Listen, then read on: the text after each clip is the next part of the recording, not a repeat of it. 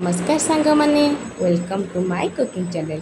आपण माने ते बरा खाइथिबे ढेंकानाल प्रसिद्ध बरा निश्चित खाइथिबे हेले कटक प्रसिद्ध 3 in 1 बरा को एई थरक निश्चय थरे ट्राए करंतु देखंतु केते टेस्टी हेताए केते बढ़िया लागे पाटी की पूरा मुसमुसिया लागे 3 in 1 बरा सेथि भाई आमे वीडियोटे को फास्ट टू लास्ट पर्यंत देखंतु जानी परिबे किपरि हेची बहुत बढ़िया लागे खाया पई बढ़िया टेस्टी पूरा पाटी की मुसमुसिया लगे नरम लगे। आसतु देखा तार प्रोसेसटा किपरि मु तैयारी करछि जमा भी वीडियो को स्किप करंतुनी। चैनल जदि नुआ अच्छा तेज सब्सक्राइब गोटे कर दिंतु। देखंतु मु प्रथमे गोटे कप बिरी को भल भाव धोई नहीं मुझे चोपा छड़ा बिरी यूज करछि आपण चोपा छड़ लगा बिरी भी यूज कर परिबे। मु गोटे कप बुटा डाली की नहीं ताकू 2 घंटा बतुरे देछि एबे मु ताकू ग्राइंडिंग करी देखंतु ग्राइंडिंग कर देली बिरी की मध्य ग्राइंडिंग कर साला पर मु सेथिरे धनिया पत्र कंचा लंका भृसंग पत्र अदा जीरा लुण 2 चम्मच चाउल गुंड देकी भल भाव गोलेबी जमती आम घरे बरा प्रस्तुत करूँ से भाव में मुझे गोलेबी फ्लफी है पर्यंत एमती भल भाव में गोलौथे गोले मु घंटाए तो छाड़ी थी नरम हाँपाई आपड़ चाहिए जी टे खाइबा सोडा को यूज करें मु किंतु से किसी यूज कर नथिली।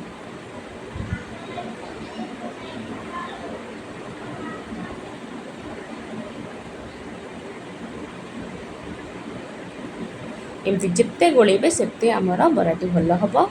एबे आमे गोटे दस्ता पुआरे किसी रसुण अदा कंचा लंका को एमती दरदर छेचा करदबा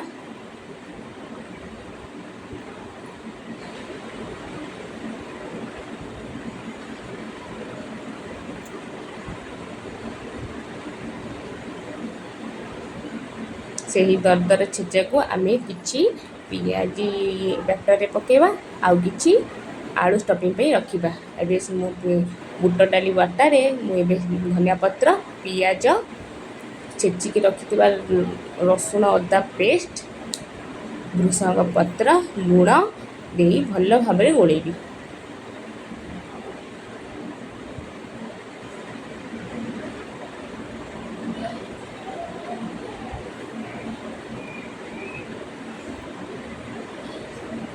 चैनल जदि आप नुआ अच्छा तो सब्सक्राइब कर दिंतु लाइक करूँ कमेंट रे जनातु वीडियो किपर होती थे निश्चित घरे ट्राए करूँ देखूँ केते बढ़िया लगे एमती भल भाव में गोलेबे जिते गोलेबे आपण 3 in 1 बराटी से भल हम भल भाव में गोलेदेवे जमी सबू जिनस भल भाव में मिक्स हो। एबे चलतु आम आलू स्टफिंग करवा से मु गोटे आलू को एमती चोपा छड़ेकी चकटी नहीं गोटे बड़ साइज आलू नहीं एबे कड़ई रे तेल देई पंचफुटण देवी पंचफुटण भल भाव में फुटी आसिले देखंतु पूरा भल भाव में फुटी एबे छेचिक रखि अदा कटा पियाज को देवी भृसंग पत्र को देवी अदा रसुण पेस्ट को देवी आउ किछि कंचा बादाम को देवी।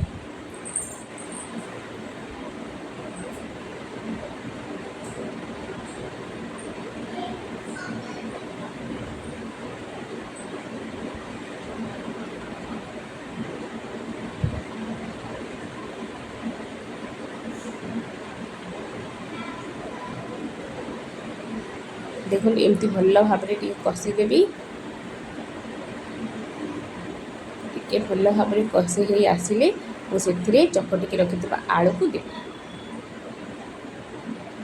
बादाम को टिके भाजा समय लगे तेणु बादाम को भल भाव में भाजा भल लगे खाइला बेलू। एबे सीजा आलू को देवी आलू को दे भल भाव में मिक्स करेबी।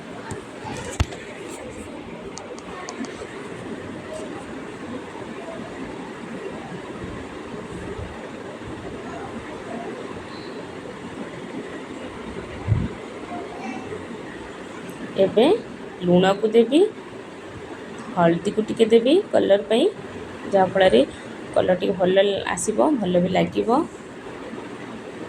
आपण चाहिए जदि टिके लंका गुंड भी देवे आपण राग अनुसार जेहेतु आम लंका छेचा पकई तो टिके लंका गुंड देवी बेसी राग हो। एबे देखो आम प्रस्तुत हो गला। एबे कड़ाई रे तेल नेबी टिके बहुत टिके तेल नेबे जेहेतु आमर 3टा बैटर रे आमर एटा 3-in-1 बराटी हम तो बहुत टिके तेल टिके देकी गरम करदेवी। आसतु देखु केमती प्रस्तुत करिया।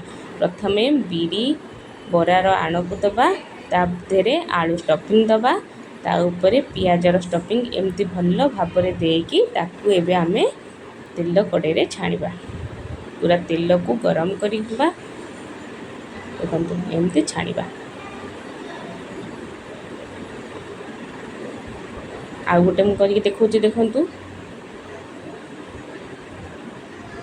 प्रथमे बिरी आण ताधे आलू स्टफिंग ता ऊपर पियाज आण बुट डाली आण ये आपण 3-in-1 बरा रे आपण बरा भी पाइबे पियाज भी पाइबे आपण आलू चपर स्वाद भी पाइबे।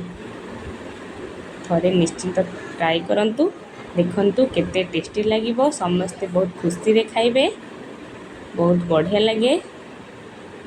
एमती देखंतु भल भाव में एपट सेपट करी छाणिबा। देखंतु मोर एबे हे आसलानी। मु एबे गोटे गोटे को तेल रो बाहर करी छाणी देबी। वीडियो टी भल लगी लाइक शेयर एंड सब्सक्राइब कर दियंतु। कमेंट रे जणांतु किपरि हेछि। देखंतु एबे हमर तेल रो अब छाणी देले कितने सुंदर भाव देखंतु हो गला हमर 3-in-1 बरा। एबे हमर प्रस्तुत हो गला 3-in-1 बरा। एबे मु आपन को देखेबी केमती देखंतु केते क्रिस्पी हेति केते क्रंची हेछि भितर केते नरम हेतिबो। देखंतु सेपट बरा एपट पियाजी मझिरे आलूर स्टफिंग अच्छी। देखंतु मैं भांगी के देखौछि। देखंतु केते बढ़िया भाव में आमर हो गला 3-in-1 बरा। यही वर्षा पागरे थरे निश्चित पर ट्राई कर देखंतु केते टेस्टी लागिबो। मो वीडियो टी आपन को जदि भल लगी थाए लाइक शेयर एंड सब्सक्राइब कर दियंतु। आ कमेंट रे जणांतु किपरि हेउछि। रहउछि जय जगन्नाथ।